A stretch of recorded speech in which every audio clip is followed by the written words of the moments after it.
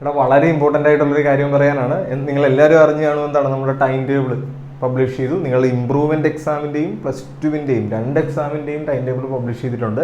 ഇതേ ഇവിടെ കാണിച്ചിരിക്കുന്ന ഈ ബ്ലാക്കിൽ കാണിച്ചിരിക്കുന്നത് നിങ്ങളുടെ മെയിൻ എക്സാമിൻ്റെ ടൈം ടേബിളും ഈ റെഡിൽ കാണിച്ചിരിക്കുന്നത് നിങ്ങളുടെ ഇംപ്രൂവ്മെന്റ് എക്സാമിൻ്റെ ടൈം ടേബിളുമാണ്. ഇവിടെ നോക്കി, 3-ാം തീയതി നിങ്ങൾക്ക് പ്ലസ് ടുവിലെ ഇംഗ്ലീഷും 5-ാം തീയതി ഫിസിക്സും. അപ്പോൾ ഫിസിക്സ് പഠിക്കാൻ നമുക്ക് ഗ്യാപ്പ് ഇല്ല അല്ലേ, ഗ്യാപ്പ് ഒട്ടുമില്ല. ഇതിൻ്റെ ഇടയ്ക്ക് അടുത്തത് പിന്നെ പ്ലസ് ടുവിൻ്റെ ബയോളജിയാണ് വരുന്നത് മാർച്ച് 7-ാം തീയതി. പക്ഷെ അതിൻ്റെ ഇടയ്ക്ക് സെക്കൻഡ് ലാംഗ്വേജ് ഇംഗ്ലീഷ് ചെയ്യുന്നവർക്ക് എന്ന് പറഞ്ഞാൽ നിങ്ങൾ മലയാളമാണോ അറബിയാണോ എന്താണോ എടുത്തിരിക്കുന്നത് അത് ഇംപ്രൂവ് ചെയ്യുന്നവർക്ക് ഇംപ്രൂവ് ചെയ്യാം. അത് വരുന്നത് 6-ാം തീയതിയാണ് ബയോളജിയുടെയും ഫിസിക്സിൻ്റെയും ഗ്യാപ്പിൽ. അപ്പോൾ അത് ഇംപ്രൂവ് ചെയ്യുന്നവർക്ക് ഗ്യാപ്പില്ല ബയോളജി പഠിക്കാൻ, കേട്ടല്ലോ. ബയോളജി സയൻസുകാർക്ക് ഗ്യാപ്പ് കിട്ടത്തില്ല. പിന്നെ അത് കഴിഞ്ഞിട്ട് 3 ദിവസം കഴിഞ്ഞിട്ട് പ്ലസ് ടുവിൻ്റെ കെമിസ്ട്രി വരും. പിന്നെ ഇംപ്രൂവ് ചെയ്യുന്നവർക്ക് വേണ്ടി പ്ലസ് 1ൻ്റെ കെമിസ്ട്രി വരുന്നത് മാർച്ച് 15-നാണ്. അത് കഴിഞ്ഞിട്ട് പിന്നെ നമ്മുടെ പ്ലസ് ടുവിൻ്റെ മാത്സ് 17-ാം തീയതി വരും. പിന്നെ 19-ാം തീയതി സെക്കൻഡ് ലാംഗ്വേജ് വരും. പിന്നെ ഉള്ളത് പ്രശ്നമില്ല, പിന്നെ നിങ്ങൾക്ക് ഇമ്പ്രൂവ് ചെയ്യുന്നതിന് പ്രശ്നമില്ല. അതിൻ്റെ ഇടയ്ക്ക് നിങ്ങളുടെ പ്ലസ് 2 കോഴ്സുകളൊന്നും വരുന്നില്ല. പക്ഷേ ഇമ്പ്രൂവ് ചെയ്യുന്നതിലൊരു പ്രശ്നം വരുന്ന 2 സബ്ജക്റ്റുകൾ, ഒന്ന് കെമിസ്ട്രിയും ഒന്ന് എന്തുമാണ് സെക്കൻഡ് ലാംഗ്വേജുമാണ്. ഇത് ഇമ്പ്രൂവ് ചെയ്ത് കഴിഞ്ഞാൽ ഇമ്പ്രൂവ് ചെയ്യുന്നതിലല്ല പ്രശ്നം, അത് ഇമ്പ്രൂവ് ചെയ്യുന്നവർക്ക് ബാക്കി വിഷയങ്ങൾ പഠിക്കാനുള്ള സമയം കുറയും. അപ്പോൾ ശ്രദ്ധിക്കാനുള്ള കാര്യം, നിങ്ങൾ കൃത്യമായിട്ട് പ്ലാൻ ചെയ്ത് തന്നെ പഠിക്കുക. ഇപ്പോൾ ബയോളജിയും ശ്രദ്ധിച്ച്, ബയോളജി പ്ലസ് ടുവിൽ ബയോളജി പഠിക്കുന്ന കുട്ടികൾക്ക് ഇപ്പോൾ സെക്കൻഡ് ലാംഗ്വേജ് ഇമ്പ്രൂവ് ചെയ്യുന്നില്ലെങ്കിൽ പോലും അവർക്ക് 1 ദിവസം ഗ്യാപ്പുള്ളൂ. മാർച്ച് 6 എന്ന് പറയുന്ന 1 ദിവസമേ ഗ്യാപ്പുള്ളൂ. പക്ഷേ അത് നിങ്ങൾ ഇനി അഥവാ സെക്കൻഡ് ലാംഗ്വേജ് ഇമ്പ്രൂവ് ചെയ്യുന്നുണ്ടെങ്കിൽ നിങ്ങൾക്ക് ആ ഗ്യാപ്പ് കൂടി നഷ്ടപ്പെടും. അപ്പോൾ നിങ്ങൾ ബയോളജിക്ക് കുറച്ച് പ്രാധാന്യം കൊടുത്ത് പഠിക്കണം, കാര്യം അതിന് ഗ്യാപ്പില്ല. പിന്നെ അതുപോലെ തന്നെ ഫിസിക്സ് പിന്നെ ഫസ്റ്റ് എക്സാമിൻ്റെ കൂട്ടത്തിൽ വരുന്ന കാരണം നിങ്ങൾ ചിലപ്പോൾ നേരത്തെ പഠിച്ചൊക്കെ പോകും, അതുകൊണ്ട് കുഴപ്പമില്ല.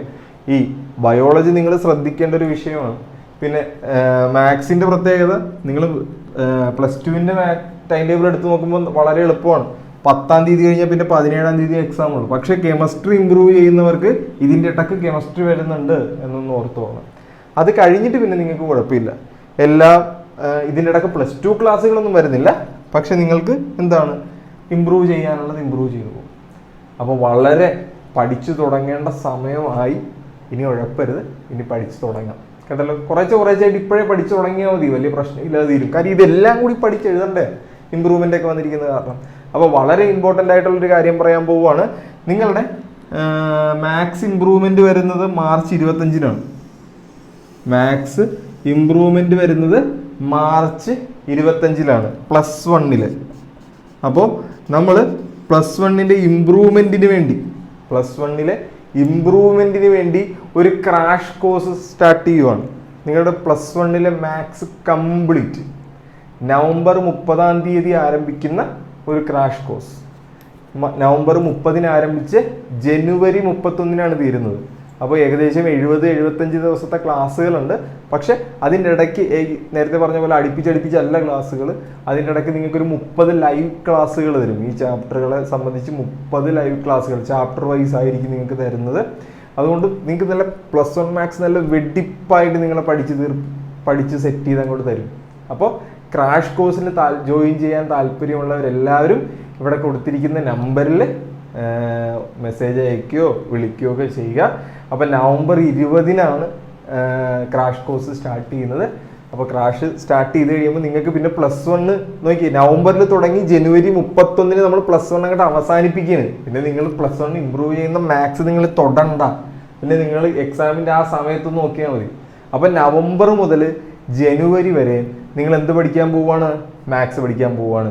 അപ്പോൾ താല്പര്യമുള്ളവരെല്ലാവരും, ഇമ്പ്രൂവ് ചെയ്യുന്നവരെല്ലാവരും, അതുപോലെ പ്ലസ് 1-ൽ മാത്സ് പഠിക്കണമെന്ന് താല്പര്യമുള്ളവരെല്ലാവരും ജോയിൻ ചെയ്യുക. നവംബർ 20-നാണ് നമ്മുടെ ക്ലാസ് സ്റ്റാർട്ട് ചെയ്യുന്നത്. അപ്പോൾ അതിനു മുമ്പ് എല്ലാവരും ജോയിൻ ചെയ്യുക. കുറച്ച് സീറ്റേ ഉള്ളൂ. അപ്പോൾ താല്പര്യമുള്ളവരെല്ലാവരും ജോയിൻ ചെയ്യുക. ഇവിടെ നമ്പർ കൊടുത്തിട്ടുണ്ട്. ഓക്കെ, തകർക്കാം നമുക്ക്.